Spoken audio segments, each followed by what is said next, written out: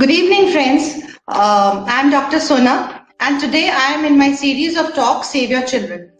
The topic of discussion today is save your children from being obsessive, being violent, being aggressive, and being abusive.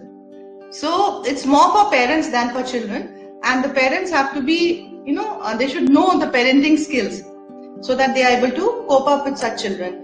The problem is that nowadays many cases have come where children are seeing that we are seeing that children are taking to arms. It happened in a school in Noida. It recently happened in Haryana, and it happened in Lucknow also. That some girls or some students or teenagers, they have been violent with the junior smaller kids in the school, and they have used weapons and they have hurt them physically, and just for meager reasons like to get a leave in the school. So why are children taking to weapons? It's a very moot point of question, and it's something that everybody needs to understand. Why are children taking to weapons now, and why are they being violent? So my topic of discussion is Save Your Children series. Let's save our children from very many hazards of being abusive, aggressive, or being violent. So we come to the second point. What is violence actually? What is violence actually? We are saying, we are asking people to save your children from violence. So violence is an extreme form of aggression. And what is aggression? Aggression is a extreme form of anger. So anger, aggression, violence, that is the series. What actually happens is when a child is made to do something which he doesn't want to do, or he does something which he doesn't like to do, and something or whatever is happening, he doesn't like that. So he gets angry or frustrated. And since the parents have not shown him means or ways, to channelize his anger, to channelize his aggression in a more positive way, he reacts and he gets frustrated and he starts getting violent and angry. Because that is exactly the way, I wonder if you're able to see this, because that is exactly the way he has been learning. That is his way of solving his problems. Whatever issues he's having, whatever problems he's having, that is his way of solving it, by getting angry, obsessive, or abusive, or violent. And secondly, it is a game of power. He feels that he has a power at home, and if he gets angry and the parents listen to what he has said and they do whatever he says, so he is more powerful and he'll repeat it, and it will become a vicious circle over the time. So we have to break this vicious cycle somewhere, parents.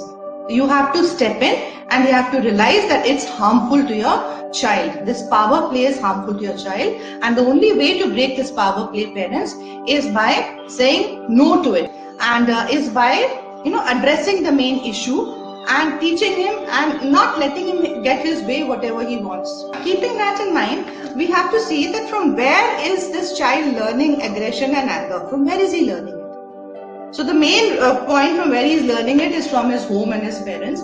If he's seeing anger, aggression, violence in his home, in the behavior, if there is domestic violence or if there's any other violence at home, he's learning it from there. He's learning it from his peers. He's learning it from his friends. He's also learning it, very, very important, from the media.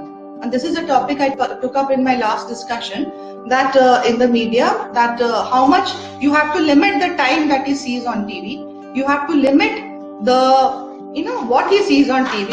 You have to analyze what he is, and if he's seeing violence, then you have to sit with him and explain it to him how it is harmful to him.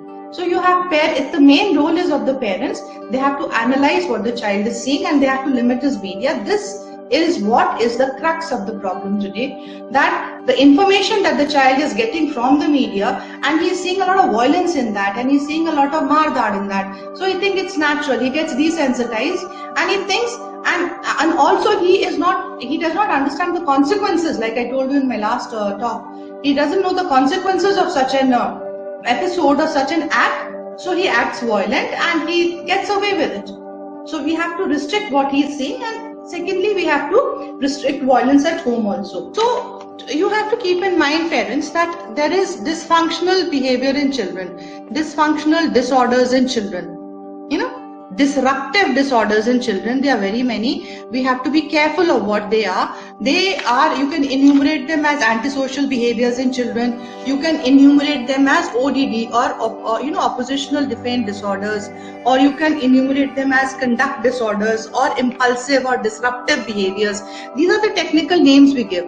The main issue is that these children, what is an oppositional defiant disorder, or what is a conduct disorder, or what is an antisocial behavior? It is a behavior which is not acceptable to people. It is not acceptable to society. It can be in any form. It can be being rude, being violent, being aggressive, banging doors, honking horns. Oppositional defiant children are those children who are very defiant. They are not going to listen to what their parents say. They're going to reply back. They're going to be rude. They're going to be abusive. They are going to tell lies also, and they will just, they're going to be very rigid with what they are saying, and they're not going to listen to what their parents are saying, and this is going to lead them into a lot of problems. When this oppositional defiant disorder, when such an aggressive, such a defiant child, he doesn't listen to what his parents says, if that increases, and supposing he starts getting violent, he hits animals, he starts burning things, he starts throwing things, he starts being physical, and it becomes more aggressive than what he was previously, it becomes a conduct disorder. So it's something more serious than an ODD. And of course, impulsive disorders are, children who just react without even, you have to teach this to the children, that they should learn to respond instead of reacting. Something happens, they immediately blurt out and they react. So reactional, impulsive, and disruptive is again the same thing, they are disrupting things, they are breaking things. These are all emotional disorders, childhood disorders. These are disorders which can be controlled. And if they are not controlled in time, if such children are not controlled in time, they are going to become antisocial elements later on, and they can be more harmful to the society. So it's very, very important for parents to be aware, to take care, and to understand what to do. So this was just an introduction. What exactly are childhood behavioral disorders? Because the other day I got a case, there was a person, he said he was only son and very dear to him, and he was saying that, ma'am, he does not listen to anything that I tell him, and the moment he knows that something is not being done according to what he's saying, he starts throwing things and he starts breaking things. His mother said he's becoming abusive. So while I was talking to them, this child, he went into the drawing room and he started throwing all the things in the drawing room all over the place. Now this is a type of an oppositional defiant disorder, and it is a type of attention seeking disorder, because he wanted attention to himself, because he knew the parents were engaging in a communication with me, and he knew they were talking about him, and he did not like it. So to divert the attention towards himself, he started behaving in a defiant manner, and he started being aggressive and angry. So you have now, why? That was the reason. And so the moment I called him over and I made him come and talk to me, he mellowed down and he started talking to me. So he got his attention. That was the attention seeking behavior part. But the other part is the why he was being aggressive and why he was throwing things. That was the power play. Because he knew that by being powerful, by telling his parents that I am the boss at home, he can get away with everything, and once he gets away with everything, it's fine. So then that becomes repetitive, he repeats it. So you have to take care and be aware. Next point I want to bring to your notice is that now I want to tell you, these are awareness talks. These are whole big issues which take sessions, 1 hour, 1 session, and many sessions to get to the root cause of it. I'm just giving you the gist of it as an awareness talk, so that you know that these things are happening and you know what to do about it. And who are you? You are the parents. So my main talk is with the parents today, that parents, you have to get up, you have to wake up. There is nobody else who's a better well-wisher than you yourself or your child. Get up, wake up, catch hold of the reins and get everything back into order again. And how do you do it, parents? Number 1, you have to learn good parenting skills. You have to do it. Now parenting skills is something which is very, very challenging today. It is something which is very different from what it was previously. Parenting skills need to be learned. So wherever you get this opportunity, learn it. And just to tell you in short, as a good parent, you have to love them unconditionally. You have to, that is there. He's your child, love the child. Separate the child from the problem in your mind. Tackle the problem, love the child. Look after him, take care of him, empower him, and tackle the problem. So give him unconditional love. Be a good role model to him. If he's screaming, you don't have to scream back, which is very, very difficult because everyone does it sometimes or the other, but we should understand that it is wrong. And secondly, you should be consistent with what you say. As a parent, when you're telling him something, don't do this, or if you do this, it's not right, don't change that version the next hour or the next day and say, no, today you can go. If today you tell him you can't go to a movie or you can't go and see that movie, don't tell him tomorrow you can go and see it. So be very consistent and keep on talking to the child, keep on telling him what he has to do. And of course, communication and you have to be an assertive parent. Parenting is a whole new topic which I'll be taking up in one of my sessions in the forthcoming episodes. So parents, what do you need to do? You have to be a good parent. You have to teach effectively to your child what is good behavior and what is bad behavior. You have to talk effectively and in an age-related fashion. You have to tell him what is the right thing to do, what is the wrong thing. Teach him problem-solving techniques. Tell him that if such a situation arises, this is the problem and this is how you can solve it. Teach him that, because if he is not able to solve his problems rationally, he gets angry, he gets frustrated, and he may get angry, and then he gets into that power play and it becomes vicious and he becomes a defiant child because he knows by being abusive he'll get away with it. So instead of rationalize his anger and solve him and teach him problem solving techniques. It's very, very important you do that. And problem solving techniques should also be there with consequences. The consequences means that you have to tell him that, look, if you do this, if you abuse someone, or if you hurt someone, or if you hit someone, or if you hit your child or your friend, this will happen to you. The teacher may remove you from the school, or I will not talk to you, or I'll time out you, or I will not attend you in this manner. So you can tell him that, and you can also tell him that after telling him the consequence of it, you should also tell him that the consequence should not be a punishment. You should tell him that, look, if you're going to be rude, then I'm not talking to you because I don't tolerate rudeness in the house. And the next time you're not, and if you're not rude for this much time, I'll talk to you again. So don't keep it as a punishment, because punishment is something very negative. Consequence is something which is very positive. You need to learn that, how to do it and how to talk to your child. Next, parent, what you need to do is, you need, at no cost should you tolerate violence or rude behavior in your house. At no cost. Don't tolerate it. Don't accept it. No means no. Be an assertive parent and tell him that, no, I do not accept this and I do not tolerate this, and this is bad behavior. This will not continue in my house. So do not tolerate or do not accept rude behavior or violence. If he's doing it, talk to him, tell him it's not accepted. If he is doing it to seek some attention, ignore it for some time, but again talk to him later on and tell him that it will not be tolerated. Very important, parents, what you need to do is, you have to set limits in the house. You have to tell them, look, in my house, this is tolerated and this is not tolerated. You have to tell them that if you tell a lie, I will not tolerate it. If there's a problem with you, you can tell me. Whatever you've done, supposing you've made a mistake, you can come and tell me the mistake and I will try to help you solve it, right? So you've set your limit that when you tell me, even if you've done something wrong, I won't scold you, I'll help you solve it. But if you lie to me, or if you abuse, or if you get aggressive, that I'm not going to tolerate. So set those limits and be very consistent with those limits that you have set. Be with your child, tell him that, no, this is right, this is wrong according to me, I will tolerate this much, this is not tolerated. And if you do it, this is the consequence. Consequence what you can do is, you can take away some of his privileges like TV, take away what he likes. Like supposing he likes to see TV, or he likes some sweet dishes, or he likes to go out with his friends or chat on his mobile. Tell him, I won't let you do that because you've done this. And tell that to him before and even after he has done that act. So set those limits. So that means keep talking consistently. Make rules in your family. And when you're making rules in your family, friends, you have to sit down with your children and make them.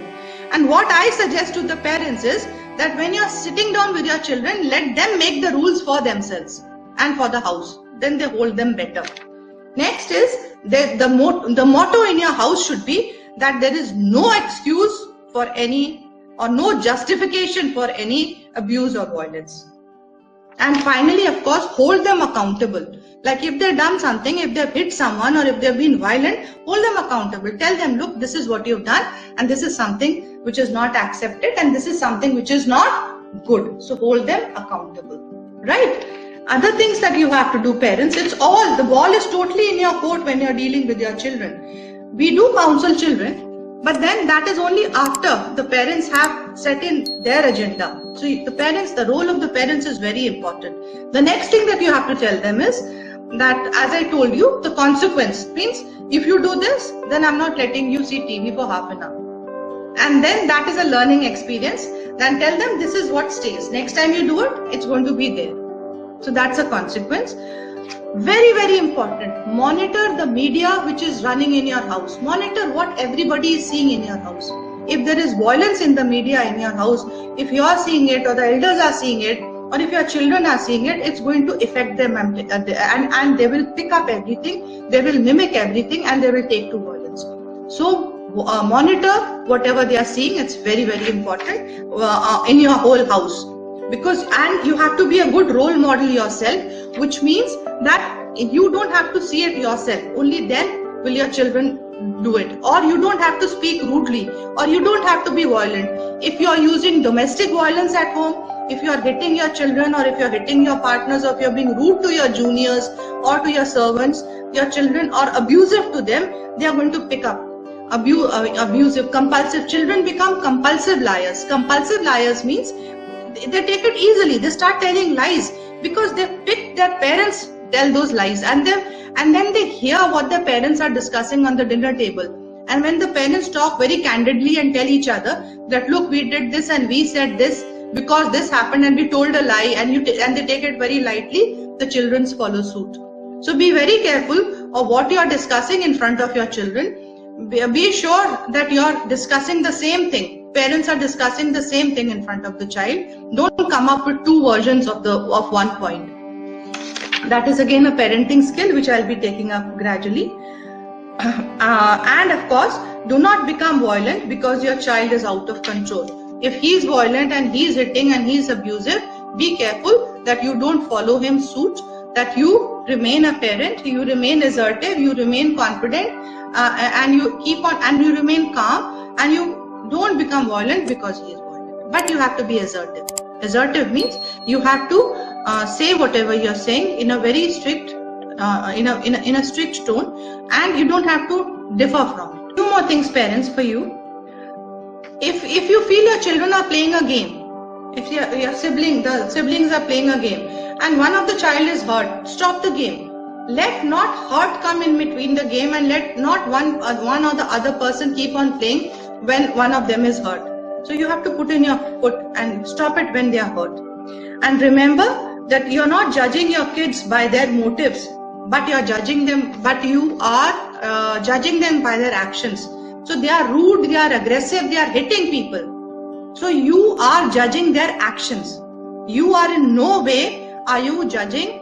Supposing they give you an explanation that I did it just like that, I did it just for the fun of it. So don't take their motive for it. Don't ask them the reason for it. They did it, the action is wrong, so it should be stopped. This is the consequence, and this is the limit which you have set in your house, and you don't accept it.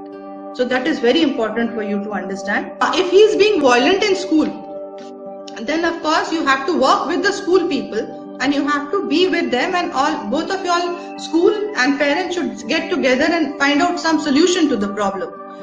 At the same time, the consequence of the behavior in the school should come at home also.